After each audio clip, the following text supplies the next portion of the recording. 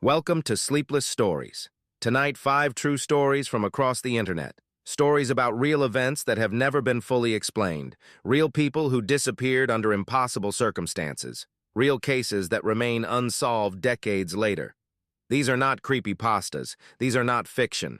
Everything I'm about to tell you happened, and no one has ever been able to explain how. Story number 1. The Elevator Game. In 2012, a Korean urban legend spread across the internet describing a ritual you could perform in any building with at least 10 floors and an elevator. The rules were specific. You had to be alone. You had to press the floors in a certain order. 4, 2, 6, 2, 10, 5. And when a woman entered the elevator on the 5th floor, you must not look at her. You must not speak to her. You must press one. If the elevator goes up instead of down, you've succeeded. You've reached the other world. People dismissed it as creepypasta. A game. But then Elisa Lam disappeared.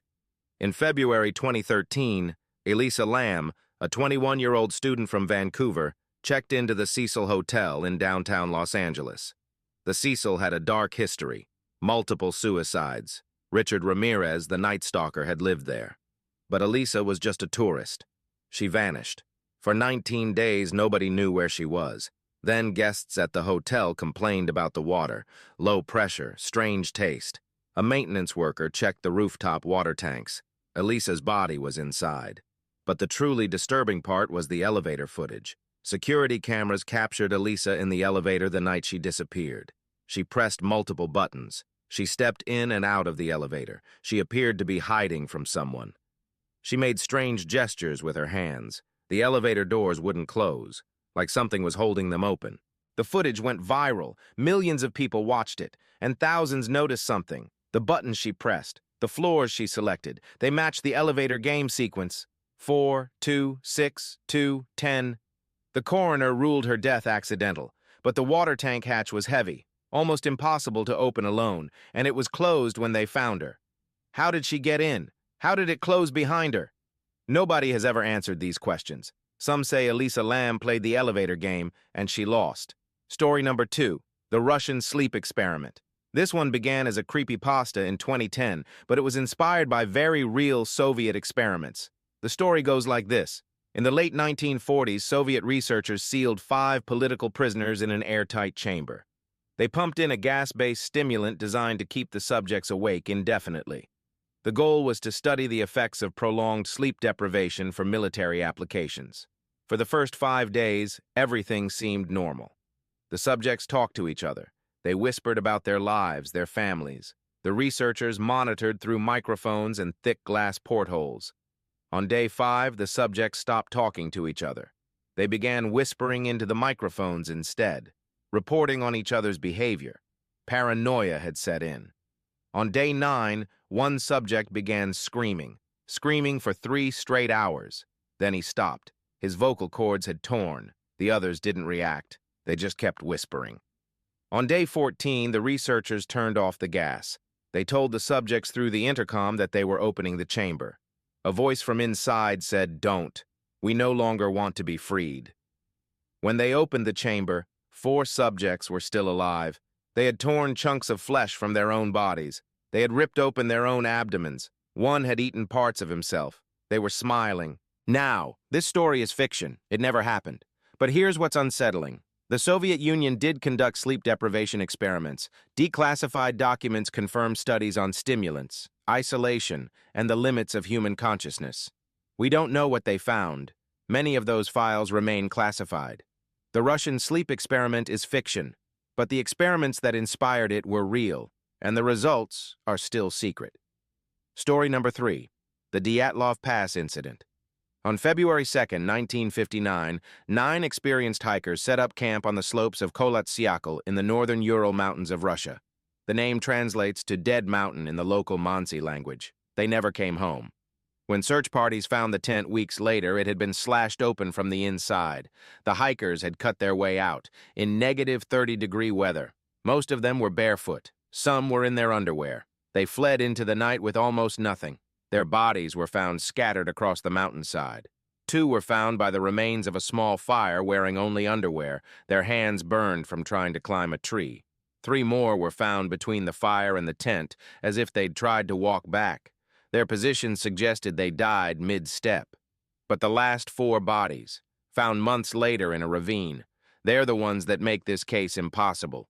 One had major chest fractures consistent with being hit by a car, with no bruising on the skin. Another was missing her tongue, her eyes, and part of her lips. The force required to cause the chest injuries was described by the medical examiner as beyond what a human could inflict. The Soviet investigation concluded they died of a compelling natural force. The case was classified. In 2019, Russia reopened the investigation. They concluded it was an avalanche, but experienced mountaineers point out there were no signs of an avalanche. The tent was still partially standing. Their footprints were intact in the snow. You don't get footprints after an avalanche. 9 people, one of the most experienced hiking groups in the region. Something made them cut open their own tent in the middle of the night and run barefoot into negative 30-degree weather. Something crushed their bones without bruising their skin. Something took a woman's tongue. And 67 years later, nobody knows what. Story number 4. The Hinterkaifeck Murders. On March 31, 1922, the entire Gruber family was murdered on their small farmstead in Bavaria, Germany. 6 people. The father, the mother, their widowed daughter, her 2 children, and the maid. All killed with a mattock, a farming tool similar to a pickaxe. The case has never been solved, but the details are what make it one of the most disturbing unsolved crimes in history. Days before the murders, the father, Andreas Gruber, told neighbors he'd found footprints in the snow. They led from the forest to the farm, but not back. Someone had walked to the house and never left. He also found a newspaper in the house that nobody in the family had purchased, and he heard footsteps in the attic. He told people about this. He didn't call the police. The murders happened at night. The family was lured to the barn one by one. First the father, then the mother, then the daughter and her older child. Each one went to the barn and didn't come back. The killer stacked their bodies neatly.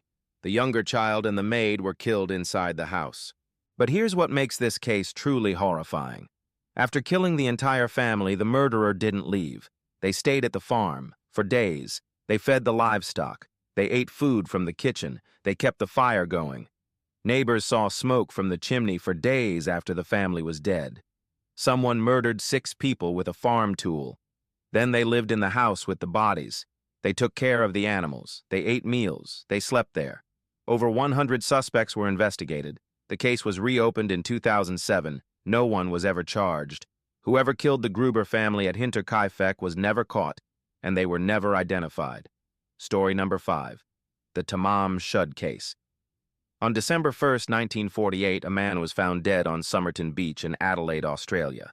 He was well-dressed, clean-shaven, no wallet, no identification. Every label had been removed from his clothing. His dental records matched no one. His fingerprints were not in any database. No one knew who he was. In his pocket, police found a small rolled-up piece of paper, torn from a book. It contained 2 words in Persian. Tamam Shud. It means it is ended. The paper had been torn from a very specific book, the Rubaiyat of Omar Khayyam, a collection of Persian poetry. Police launched a nationwide search for the book. Months later, a man came forward. He'd found the book in his car. He had no idea how it got there. Inside the back cover, someone had written a code. 5 lines of letters, seemingly random. No one has ever cracked it. The dead man showed no signs of poisoning, but toxicologists believed he had been poisoned by a substance that became undetectable after death. A perfect murder chemical. A phone number was found written in the book. It belonged to a woman, a nurse. When shown a plaster cast of the dead man's face, she appeared to almost faint. But she denied knowing him. She refused to cooperate for the rest of her life. The nurse had given a copy of the Rubaiyat to a military intelligence officer years earlier. That officer's name was found written in the book. In 2022, researchers exhumed the body and extracted DNA. They identified potential relatives, but no definitive match. The man's identity remains unknown. A dead man with no name, no identification, a torn page meaning it is ended, an unbreakable code, a nurse who recognized him but wouldn't talk, and a poison designed to be untraceable. 78 years later. We still don't know who he was. We still don't know who killed him, and we still can't crack the code he left behind. Those were 5 true stories that the internet can't explain. 5 mysteries that remain unsolved. If you made it this far, you're braver than most. Subscribe to Sleepless Stories for more horror every single day. Leave a comment telling me which story disturbed you the most. And if you're watching this alone at night, maybe check that your doors are locked. Sweet dreams.